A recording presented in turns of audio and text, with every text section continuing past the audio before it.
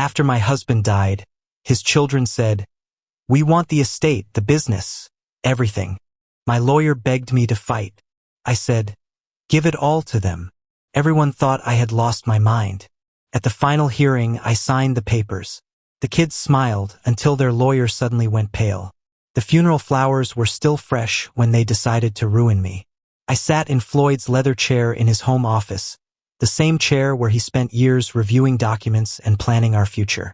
We were married for 22 years, and now I was expected to accept that the two men standing in front of me had the right to decide what happened to my life. Sidney, Floyd's oldest son, stood confidently. He wore his father's death like a tailored suit, perfect for his benefit. At 45, he had Floyd's presence but none of his kindness. His cold gray eyes looked at me like I was a bad investment. "Colleen," he said, in that tone I had always hated, "we need to talk about some practical matters." Edwin stood beside him. He was 3 years younger but looked older, with thinning hair and a soft face. Where Sidney was sharp and direct, Edwin hid cruelty behind fake concern. "We know this is hard," Edwin said. "Losing Dad has been difficult for all of us. All of us. As if they had been there during the long nights in the hospital. As if they had made the painful medical decisions. They showed up for the funeral, of course. Sidney flew in from San Francisco, where he practiced law. Edwin drove up from Los Angeles, where he ran some vague consulting business. But during the 3 months Floyd was dying, I was alone. "What practical matters?" I asked, though dread had already settled in my stomach. Sidney and Edwin exchanged a look, the kind that shut everyone else out. "The estate," Sidney said. "Dad's assets, properties, and business interests." I gripped the arms of Floyd's chair. Floyd and I had talked about this many times. He promised I would be taken care of. "Yes," Edwin said smoothly. "Dad made arrangements, but maybe he didn't explain everything." Sidney placed a thick manila folder on Floyd's desk, the desk where Floyd kissed me goodbye every morning. "The will is very clear," Sidney said. "The Sacramento house, valued at about $850,000, goes to Edwin and me. The Lake Tahoe villa, about $750,000, also goes to us. The business assets, roughly $400,000, will be split between us." Each word felt like a blow. Our home gone. The villa where we honeymooned gone. Everything Floyd and I built gone. "And what about me?" I asked quietly. Edwin shifted, but Sidney didn't flinch. "There's the life insurance," Sidney said. $200,000. That should be enough. Enough. For a 63-year-old woman who gave up her career. For someone who spent 22 years supporting her husband and his family. "This can't be right," I said. Floyd promised. "It's not personal," Edwin interrupted. "Dad wanted the family assets to stay in the bloodline." Bloodline. As if my marriage meant nothing. "You can stay in the house for 30 days, Sidney added. "That's fair. Fair. 30 days to erase a life." "There's one more thing," Sidney said. He pulled out another document. "There are medical bills, about $180,000. Since you were his wife and involved in medical decisions, the hospitals are holding you responsible." My head spun. "That would leave me with almost nothing," I whispered. "The estate is tied up in probate," Edwin said calmly. "The debts don't transfer to inherited property." I stared at them. Men who called me Mom just days ago. "I need time," I said. "Of course," Sidney replied. "But remember, the 30 days start tomorrow." They left me alone. The house felt hollow. I sat in silence as the light shifted across the room. My hand opened Floyd's desk drawer. Beneath old papers, I felt something unexpected. A small brass key. I had never seen it before. Through the window, I saw Sidney and Edwin outside, laughing, celebrating. They thought they had won. But instead of despair, I felt something else. They didn't know Floyd as well as they thought. And after 22 years, I had learned more than they ever imagined. The key felt warm in my hand. Tomorrow I would find out what it opened. That night I let them enjoy their victory. Martin Morrison had been Floyd's lawyer for 15 years. I had never seen him look so uneasy. "Colleen," he said, removing his glasses. I have to strongly advise against this, but I had already made my decision. The morning sun poured through the floor-to-ceiling windows of Martin's office on the 15th floor. The Sacramento River sparkled below, and across the water, people in glass buildings were making calm, sensible decisions about their lives. I envied them. I understand your concerns, Martin, I said. My voice sounded steadier than I felt. But my decision is made. He set his glasses on the desk and leaned forward, his face serious. You could fight this. The will has problems. There are questions about Floyd's mental state when it was changed. We could contest it, delay probate, force Sydney and Edwin to negotiate. I hadn't slept. I'd spent the night reading the documents again and again, trying to understand how Floyd could have erased me so completely. The language was cold and legal, turning 22 years of marriage into a few paragraphs about adequate provision. How long would a contest take? I asked. Months, maybe years, Martin said. But you'd have a real chance. This will doesn't match the man I knew. He spoke about you with love and respect. Love and respect. Had I imagined all those promises? Had I misunderstood when he said I'd never have to worry about my future? And during those months or years, I asked, what would I live on? Sydney made it clear the medical bills are my responsibility. $180,000, Martin. Even if I won eventually, I'd be bankrupt first. Martin's jaw tightened. They're playing hardball. That's exactly why you shouldn't give in. They expect you to be too tired or intimidated to fight. He was right. Every instinct told me this was wrong. Floyd would never have wanted this. But instincts didn't pay hospital bills or keep a roof over my head. What if I just gave them everything they want? I asked quietly. Martin blinked. I'm sorry, what? What if I signed the papers, gave up the properties, and walked away? How quickly could it be done? Colleen, you can't be serious. You'd give up all legal rights. How quickly, Martin? He studied me for a long moment. If you waive all claims, maybe a week or two. But why would you even consider that? I looked back at the river. A small boat moved steadily through the water, its captain clearly following a path only he could see. Because fighting would destroy me, I said. Even if I won, I'd be bitter, exhausted, and broke. Maybe it's better to accept this and start over. Martin leaned back, watching me closely. In 30 years of practice, I've never had a client walk away from a 7-figure inheritance. There's something you're not telling me. There was, but I couldn't explain it. The certainty that had settled in me since finding Floyd's key. All night I'd searched the house for what it might open. Every drawer, every cabinet. Nothing. Still, the key felt important, like Floyd was trying to tell me something. Maybe I'm just tired, I said. Tired of fighting. Tired of being seen as the greedy stepmother. Maybe it's easier to let them have what they think they deserve. This isn't about what they deserve, Martin said firmly. It's about what Floyd intended. And this will doesn't reflect that. Before I could answer, my phone buzzed. A text from an unknown number. Mrs. Whitaker, this is Edwin. Could we meet today to discuss the timeline for the property transfer? We want to make this as smooth as possible for everyone. The politeness made my skin crawl. They're already planning the transfer, I said, showing Martin the message. His face darkened. They're rushing you. Pressure tactics. Colleen, please, take time to grieve. Don't make irreversible decisions while you're in shock. But I wasn't in shock anymore. The numbness was gone, replaced by clarity. I can't fight them directly, I said. But maybe I don't need to. If you sign, I asked, what exactly do I give up? Martin sighed. All claims to the house, the Tahoe property, the business assets, joint accounts. You keep the life insurance and anything that was yours before the marriage. In exchange, they agree to pay the medical debts from the estate. That mattered. It meant I'd keep the full $200,000. I need to see the language, I said. Martin opened his laptop. Once you sign, there's no going back. No legal recourse later. I understand. Even as I said it, I wondered if I truly did. The key in my purse felt heavier. My phone buzzed again. This time it was Sydney. Mother, we appreciate your cooperation. Let's finalize everything by the end of the week. Mother. He only used that word when it suited him.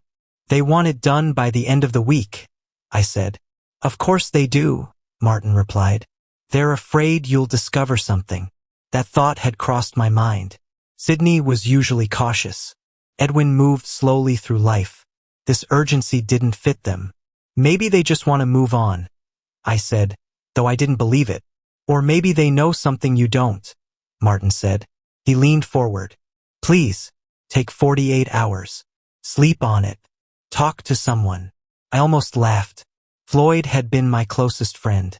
Other friendships had faded long ago. I don't need 48 hours, I said. I've decided. Martin nodded slowly. All right, I'll protect you as much as I can. As I left his office and stepped into the elevator, I caught my reflection in the polished wall. I barely recognized the woman looking back. Older, yes, but stronger. For 22 years, I had been Floyd's wife, someone's stepmother. Now, for the first time, I had to figure out who I was on my own. As the elevator descended, I touched the key in my purse. Floyd had left me something, and whatever it was, his sons didn't know about it. The elevator doors opened to the garage, and I stepped out into the cool morning air. The city smelled of asphalt and coffee, a mix of energy and normalcy that made my problems feel both enormous and strangely distant. I walked to my car, the brass key heavy in my purse, a weight that felt like a promise. Floyd had left me a path, and I was determined to follow it, even if I didn't yet understand where it led. I drove home slowly, passing familiar streets that looked unchanged, though I felt completely different. For the first time, I saw the city not as a backdrop to my life but as a place full of possibilities. I arrived at the house and let myself in. The silence hit me immediately. It wasn't peaceful. It was deliberate, a quiet that pressed against my eardrums and demanded attention. I went straight to Floyd's office. The desk was still arranged the way he had left it, the papers neat, the pens lined up perfectly. I sat down in his chair, the leather still warm from my hand, and placed the key on the desk. I didn't know why, but I felt as if sitting here would give me clarity. I remembered Floyd's last words to me, just weeks before he died. Colleen, whatever happens, trust your instincts.